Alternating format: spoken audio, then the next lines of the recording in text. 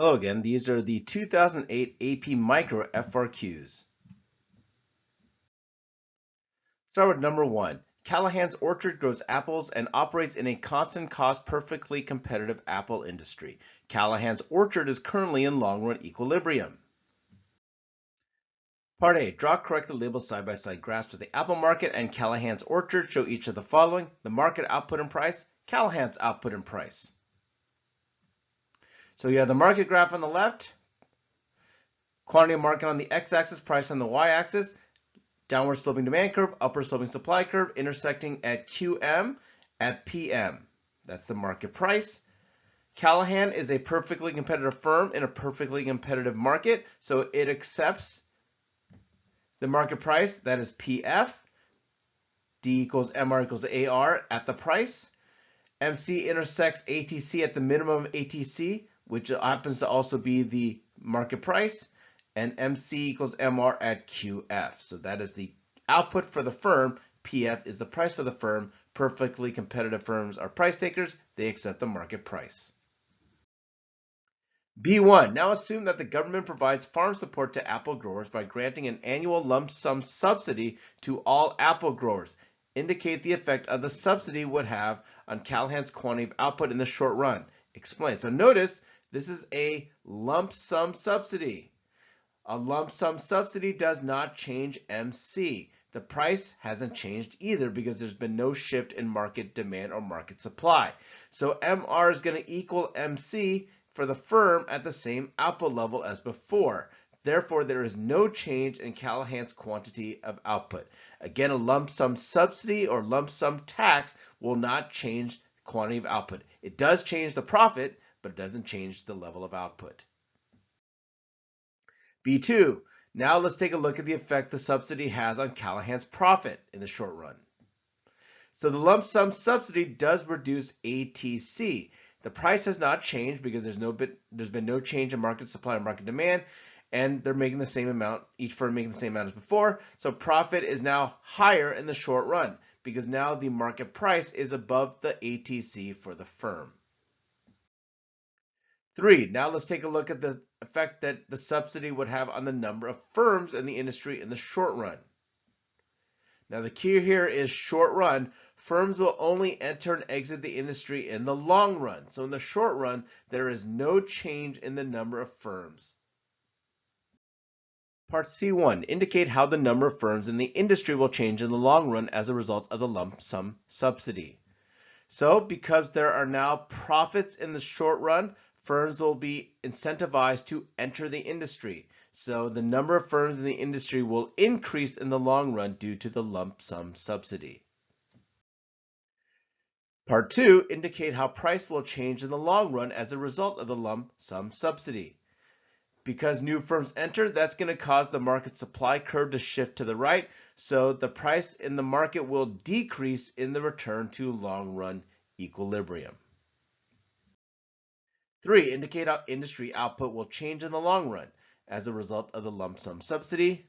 As we mentioned in part 2, because supply shifts to the right, new firms enter, that's going to increase the market level of output in the return to long run equilibrium because supply shifts to the right, that makes quantity go up. Number 2, part A, utility and price elasticity of demand are important concepts in explaining consumer behavior. Define marginal utility. So marginal utility is the change in satisfaction from the consumption of an additional unit of a good or service. So it's basically the change in utility or change in satisfaction divided by the change in the quantity of service or a good. B, the table shows the quantities, prices, and marginal utilities of the two goods, fudge and coffee, that Mandy purchases. So Mandy spends all her money and buys only these two goods. In order to maximize your utility, should she purchase more fudge and less coffee, more coffee and less fudge, or maintain her current consumption? Explain. So what you want to look at is the marginal utility per price or per dollar. So Mandy should purchase more fudge. If you look at the last pound of fudge, the marginal utility per dollar is 6. 12 divided by $2. For coffee, the marginal utility is 20, but coffee also costs twice as much. So the marginal utility per dollar for that last pound of coffee is 5. She should buy more fudge and less coffee because the marginal utility per dollar for fudge, for the last pound of fudge, is higher than it is for coffee. Part C1. Assume that consumers always buy 20 units of good art each month regardless of its price. What is the numerical value of the price elasticity of demand for good R? And the answer is there is no change in quantity demanded whenever there's a change in price. So that means the price elasticity of demand is 0. Demand is perfectly inelastic. So remember the formula for elasticity of demand is the percentage change in quantity demanded divided by the percentage change in price. So notice that the percentage change in quantity demanded is 0. So it doesn't matter what the price is, the elasticity is going to be 0. 2. If the government implements a per unit tax of $2 on good R, how much of the tax will the seller pay? Now you can look at the demand, the graphs based on elasticity of demand to see who bears the burden on the taxes. And in this case, because demand is perfectly inelastic, consumers will bear the entire burden of the tax because no matter what the price is, the consumers are going to buy the same amount. So in this case, the seller will not pay any of the $2 tax. Number 3, social efficiency is affected by government policy and the structure of markets. For a competitive market for which there is a binding or effective price ceiling, draw a correctly labeled graph and label the price ceiling PC, the quantity sold QA, and the socially efficient output QB. So we have downward demand, upward sloping supply. That's what the equilibrium output is. This is the socially efficient level based on supply and demand, QB, and the price is at PE. Now, effective price ceiling means the price is going to be below equilibrium. So QA represents the quantity actually sold at that price. With that lower price, even though the quantity demand is high, the quantity supply is less. So the sellers that are willing to supply and sell at the price ceiling price will sell. So the quantity actually being sold is QA.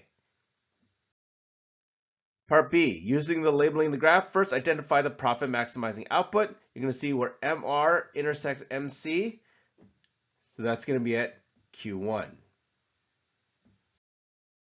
Now we're looking for the socially efficient level of output. The socially efficient level of output is where demand equals marginal cost or price equals marginal cost. And that's going to be here at point D. Go down to the quantity and you see that the quantity demanded is Q3 at the socially efficient level of output. B2, at the socially efficient output is a monopoly making a profit or incurring a loss. Using labeling on the graph, identify the area of profit or loss. So you can see at Q3, the ATC at that quantity is higher than the price. The ATC is at P3, the price is at P1.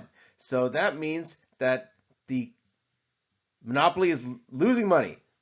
And the loss is equivalent to the area of P1, P3, DF, that box.